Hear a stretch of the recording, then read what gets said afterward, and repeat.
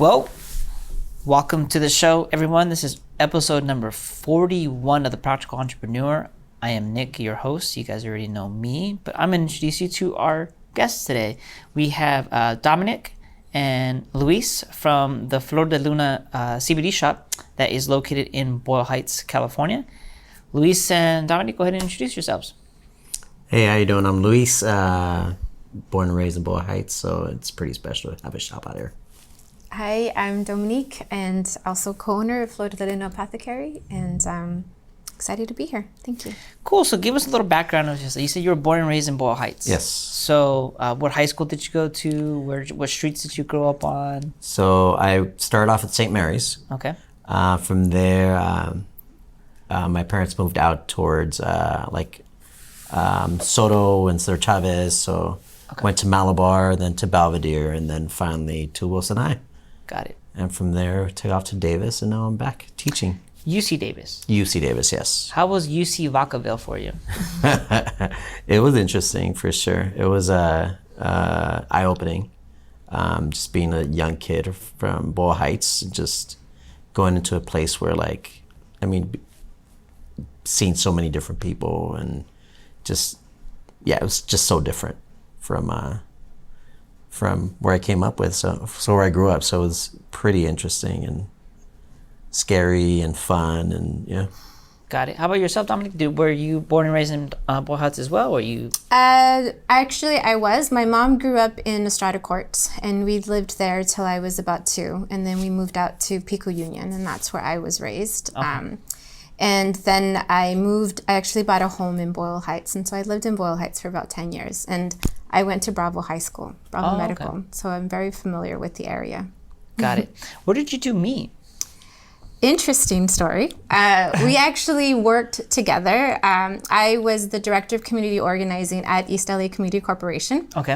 Back in 2004, and Luis was looking for work, and I knew his cousin, who was also organizing here in Boyle Heights in East LA, and I was building up a department, and so I was looking to hire some good organizers, and his cousin, Luis's cousin, Luis, recommended him to apply, and he did, and we worked together. You guys met at work. Yeah, she was the boss then. Yes. She's the boss now, so that's kind of how it works. Yeah, she was like telling you what to do at work and For at home. sure, yeah. How do you live with yourself? Yeah, I mean, it's been 20 years, 18 years. We met in 2004, yeah. So yeah, she's been calling shots since then, so. I know I was telling my wife, I'm just like, I don't know if I can deal, I work with you, because you already tell me what to do at home. You tell me what to do at work too. Yeah. That's not gonna work. Yeah, organizing Boyle Heights was pretty special for me, just because grew up in the area and then working around affordable housing and educational equity, and it was just really special, just being able to organize. I'm also a teacher, so I have also taught in the area. Lincoln Heights, we had students at Boyle Heights, and now we have the shop at Boyle Heights. So it's really been pretty amazing little journey, for sure. Sounds good. Now, you said you have a shop in Boyle Heights. What is the name of your store? And once you tell us your name, what's the meaning behind it? It's called Flor de Luna Apothecary, and apothecary is traditionally is like an old school pharmacy. So back in the day, they were places where folks would get their medicine from, but there was somebody actually putting things together, whether they're herbs or other types of medicines, so that people could buy them. And Flor de Luna, one day I was walking, we had wanted to open up a store, and we decided to open up a CBD store specifically. And I was walking our dog, and I was just thinking about the industry. Cannabis, it's flower. And I kept thinking, I wanted it to connect to who we are culturally. So having a name in Spanish was something that really intrigued me to make sure that we had something different and something representative of us. Got it. And so I was walking my dog and it just kept saying flower, flor, and just kind of putting things out there. And I have an affinity with the moon. And I study a lot of like the moon cycles, and Flor de Luna was just kind of something that came out. And I called Luis and I said, what do you think about Flor de Luna? And he's like, it's beautiful, let's do it. Very cool. I kind of like it too. It's my last name.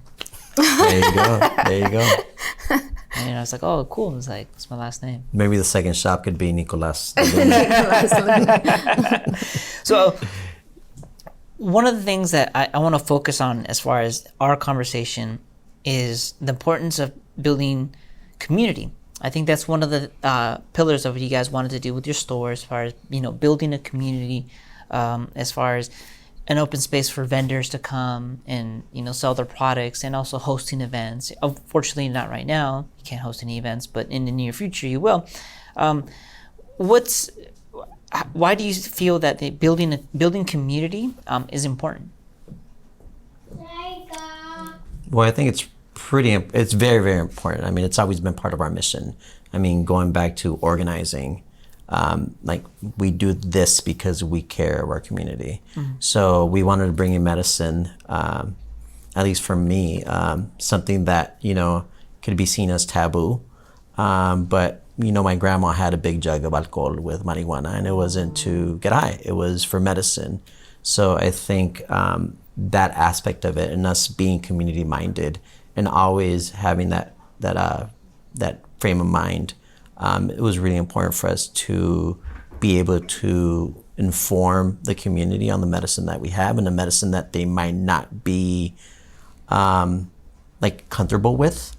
But at the end of the day, they've been using it for generations and generations within their family. So I think that part's really important for us, or for me at least. Gotcha. And I think also to kind of reflect a little bit about why is it important to build community. One of the things that I've appreciated and really enjoyed in working and being a part of Boyle Heights is how the residents, of how people here, families have defined community. My mom was a single mom, and even though she raised us in a different neighborhood, there was a sense of, there was still a connection to this community. And, my mom often talked a lot about that, going back to Estrada courts and having, there's people who my mom stayed in contact with, through Facebook, and they essentially basically adopted us because we were part of that community. And I think for us, opening up a store here was also because there is we're in a time where there's changes in this community, and so it was important for us to also be a part of I don't know if it's reclaiming, but really being a part of helping redefine what that looks like as this community changes, or is changing rather. Got it. That makes a lot of sense. And one of the things that I like about your store is that you're supporting a lot of local vendors. So what are some of the products and some of the vendors that are at your store?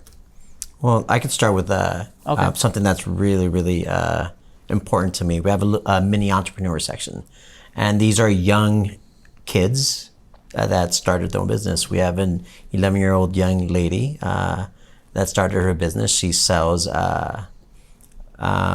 slime and lip balm, and we host her products there. We curate her products, and she gets 100% of her proceeds. Oh, very cool. And we have another young lady. She is 12, and she sells earrings, stuff. She makes bracelets, so she makes a variety of different products.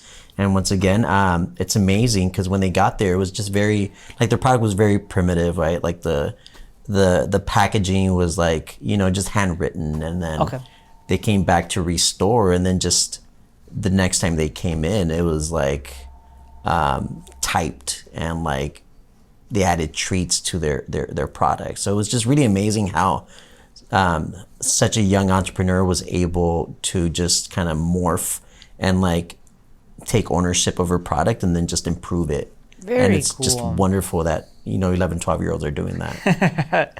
Yeah, it's pretty impressive. Yeah, it really is. So it was important for us to not just be a shop that sold CBD products. In the cannabis industry, one of the things a couple of the goals that we have is also the intention to destigmatize cannabis in our community and other communities.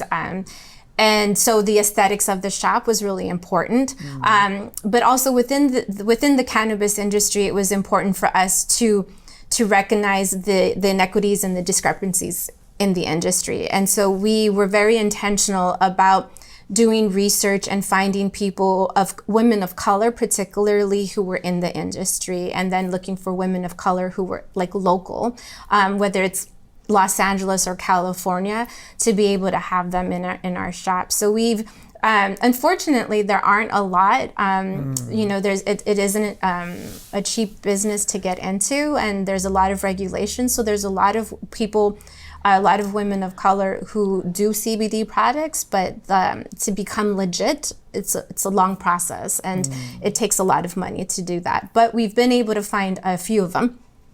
So a couple of products that we have, or vendors rather, one of them is Gracious Om, OM, and she has some really beautiful CBD skincare products. We also have products from Moon Mother Hemp, who they actually are also farmers. So a lot of all of their products are done by the cannabis that they, or the CBD that they grow. And they also provide flowers for other folks and some of our own vendors as well. We also have some local folks. One of them is also a former student of mine, former intern of mine, but Maricoya Fruit Juice Botanicals, and she makes holistic products, and now is getting into CBD products because she feels a little bit more comfortable with it. So now she's making more CBD products. Very cool. If I remember right, you guys have a CBD section for pets. Yes. How does CBD affect pets? Like, when I saw that, I'm like, oh, CBD for pets? So, I mean, CBD is really important. I mean, you definitely use it for pets. So we have a dog named Lulu, and when we started, early on, she would get a lot of anxiety. She's really attached to mom.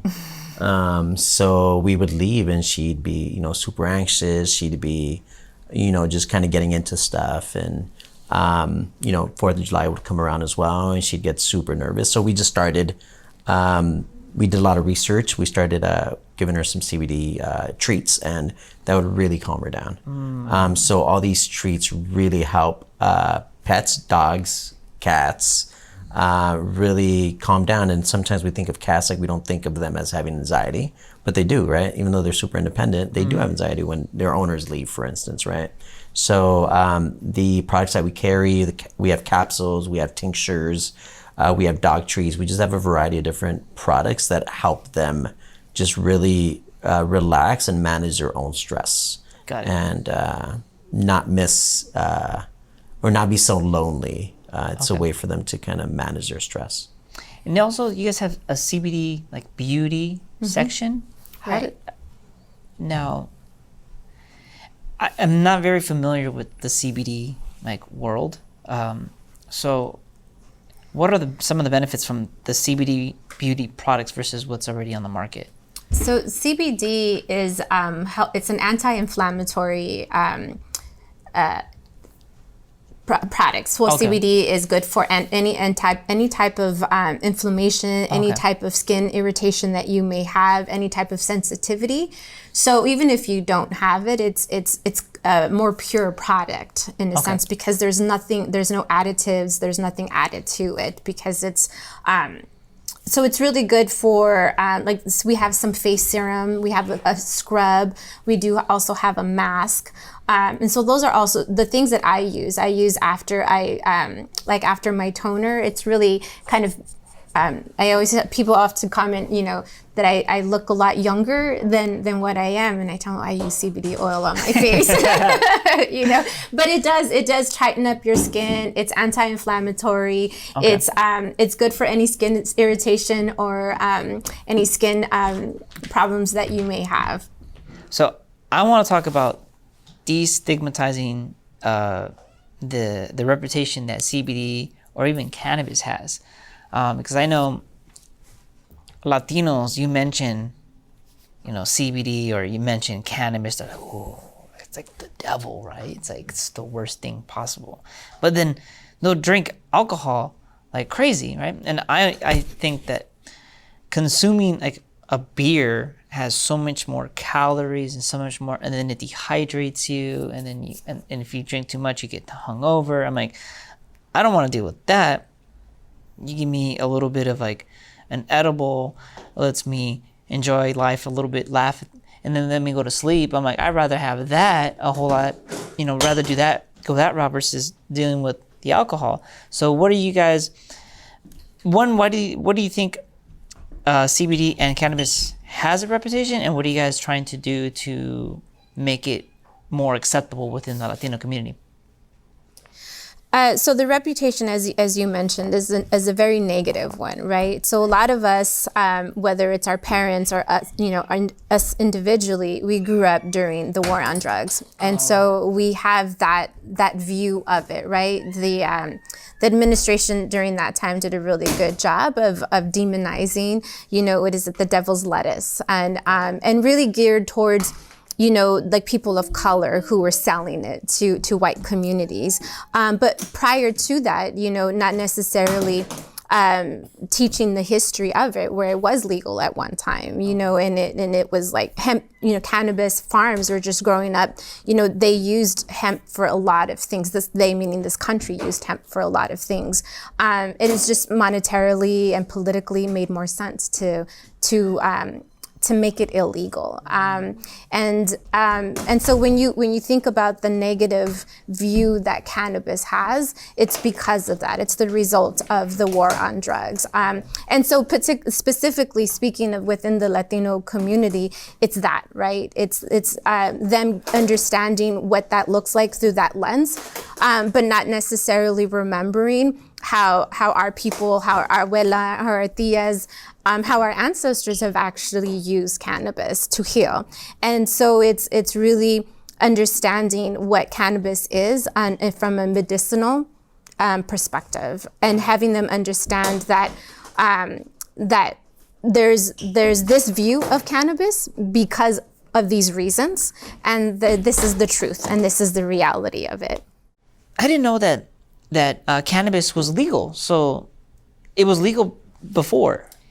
Yeah. So there was a time where cannabis was used for a variety of different things. Hemp is very versatile. You can make clothing out of it. You can make rope out of it. There's a lot of things you could do. In fact, one of the first presidents of the United States had acres of farms of cannabis where he grew, and he was also known to kind of smoke a little J afterwards, because of the benefits of it.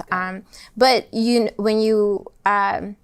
when you live in a capitalist society, there's more money to make when you make marijuana or cannabis illegal, because there's a lot of other things that come with it. And what we saw through the war on drugs is that there's a lot of laws that could be placed around it. You see an increase of our prisons, you see an increase of defunding in our schools, and really kind of figuring out like how the benefit, like who really benefits from keeping cannabis illegal. But there was, I think back in the day, cannabis was very much used to heal people. It was accessible. It was something that anybody could grow, and so a lot of our ancestors used cannabis for a lot of variety. I mean, it connects with our system a lot better and more naturally than alcohol does. And when you were talking about, I'd rather do this than that, but the alcohol business, the industry has a lot of self-interest, right, to keep it a number one source of how people medicate. I mean, you also have the pharmaceutical companies that are, monopolizing medicine, and that has a lot to do why cannabis has been criminalized, because it'll tap. Something natural that everybody has access to is very different than something that is produced, that is given as like the cure. Got it. And contrary to to many people's belief, cannabis is not habit forming. So it doesn't serve in the best interest of big pharma, because the pills that they're making are habit forming. And they keep you coming back for more, and they're not healing anything. But cannabis will actually heal you. Yeah, in a lot of ways. And I know a lot of people who've come into our shop, they've replaced a lot of their anxiety, anti-anxiety medication or anti-depression medication. Once they found a CBD product that has worked for them, they've replaced the medication that their doctors are giving them. Got it. I mean, we replaced, when she was 5.5 months pregnant of this little guy right here, she had a pretty bad accident. She broke both of her ankles. So they prescribed these crazy drugs to her, codeine. Was it Norco or something? Norco. Yeah. And we weren't trying to have our kid take that in her belly, right? So, we started That's doing how our we were research. That's how we got introduced to CBD. Mm-hmm. Very interesting, because I know I was just told by someone like, oh, like if you're gonna have kids, your kids are gonna come out with like problems, and you guys are just mentioning that you guys took CBD products and your son seems very healthy. And if you hear any background noise, it's the little guy, throwing his toys around, so don't mind that. Just listen to the conversation. So why don't you add to that? Yeah.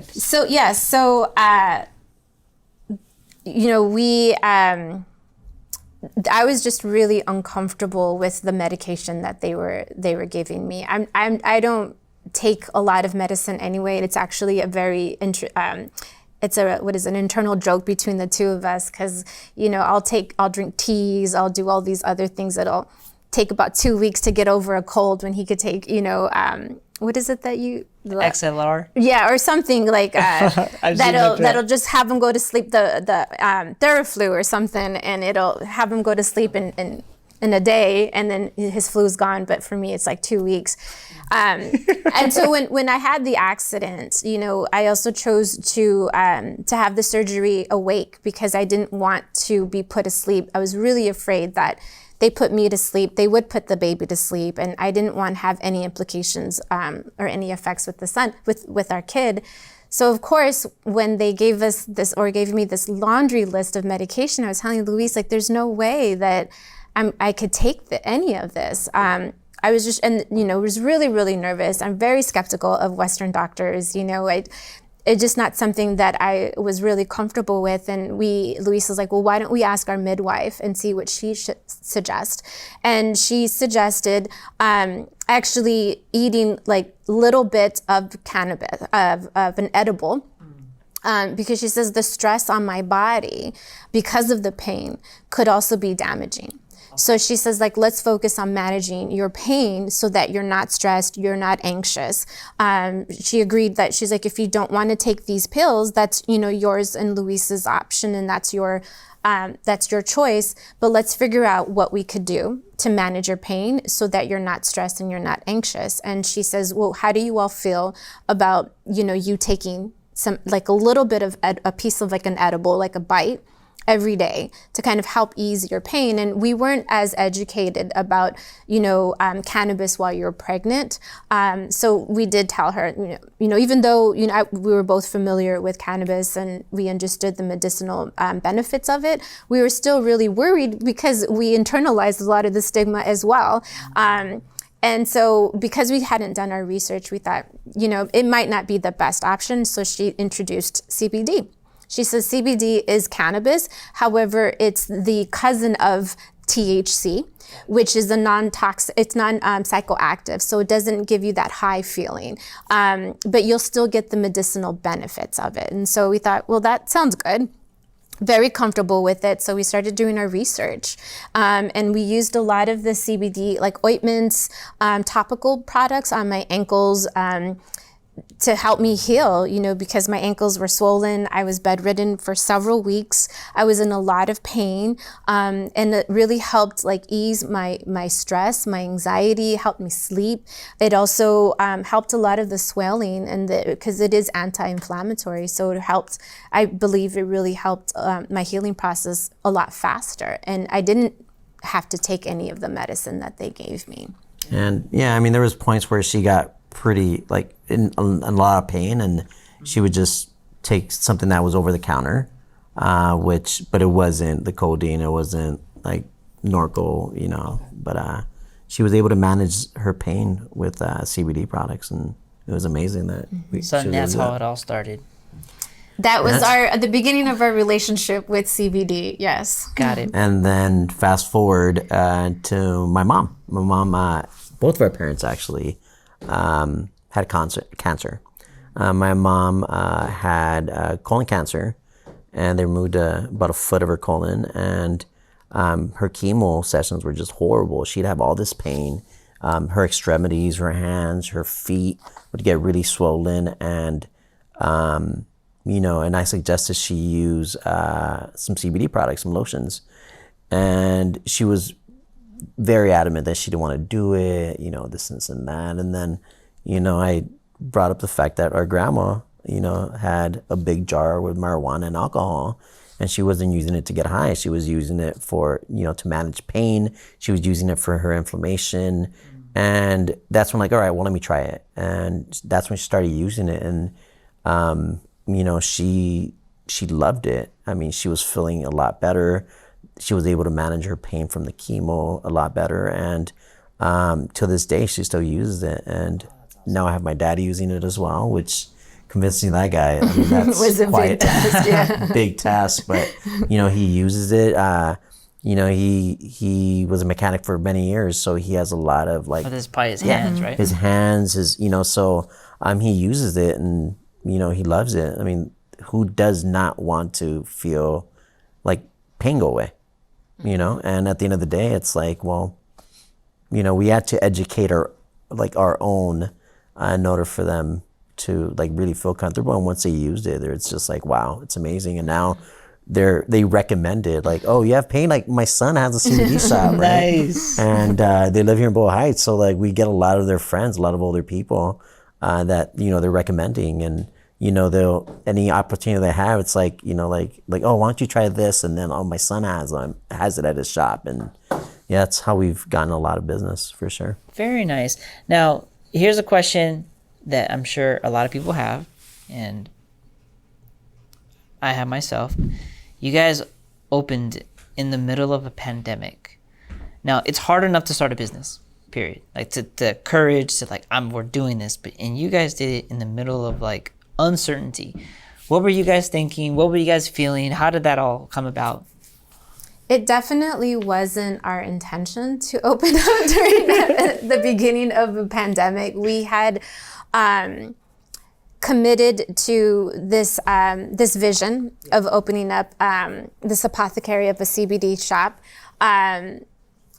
late last year, and we had put work into it. We had done a lot of brainstorming. We had done some research. So in the beginning of the year, we had already put some steps in motion, which was we had committed to the vision. We had committed to the having it the brick and mortar in Boyle Heights. That was something really important for both of us, but particularly for Luis.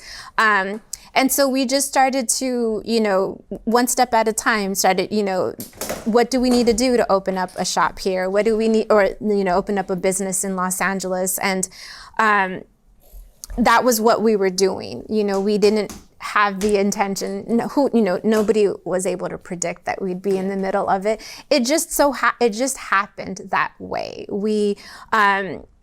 I could think overthink a million things, and I could overplan. And I was telling Luis, you know, we need to have this, we need to have that, we need to do all of this. And why we work so well together, both in business and in marriage, is because I plan. I could think about 5 years in advance.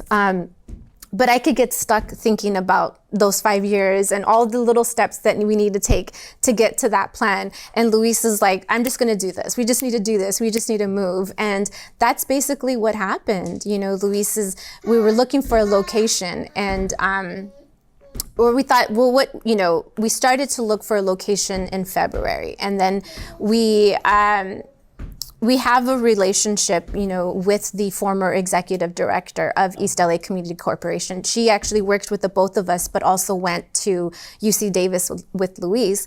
And so he said, you know, let me just reach out to Isela. Let me see if she has, you know, ELAC is often looking for space in the area. Maybe they have ideas. And it was by fate that our spot was available.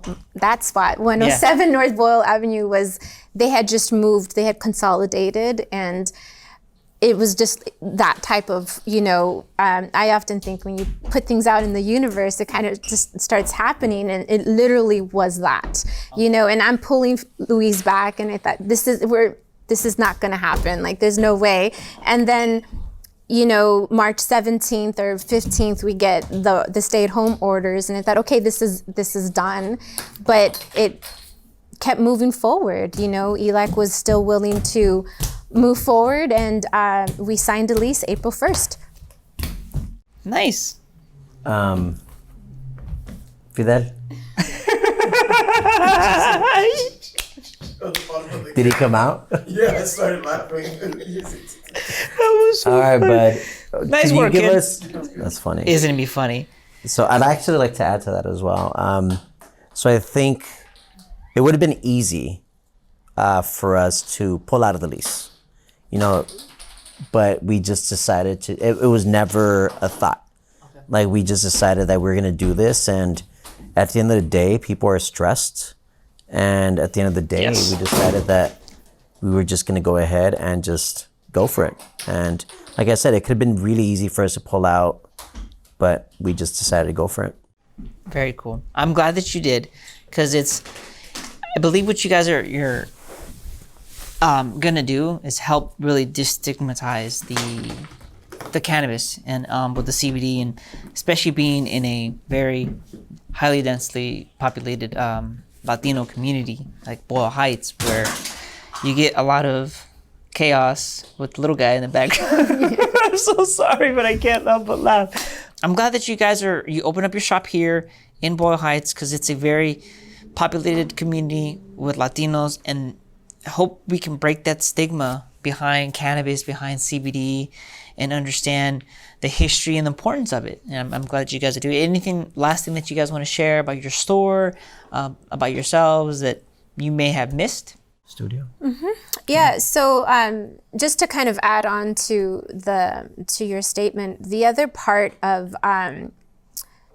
the CBD shop is we do have a studio that will be, the idea with that was to use it as a healing space. But we also wanted to use that space to conduct a series of educationals and workshops, both in English and Spanish, to be able to begin to have conversations about cannabis, and in that efforts to destigmatize, and in the way that we know how to, right? Which is to bring people together, and let's just talk about it. Let's just really talk about what it is that you think of when you think about cannabis, and let's talk about it, what it actually really is, and then also to start talking about not only CBD, but cannabis as a whole, right? So it's not just to destigmatize CBD, but to also its cousin, which is THC, right? And the importance of decriminalizing it, and the effects of it. So it's, really also talking about the medicinal benefits of it, but how important it is for us to decriminalize it.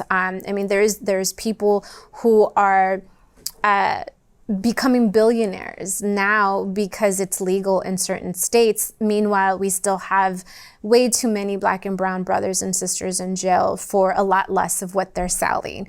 And so that's one part of it. The other piece of it is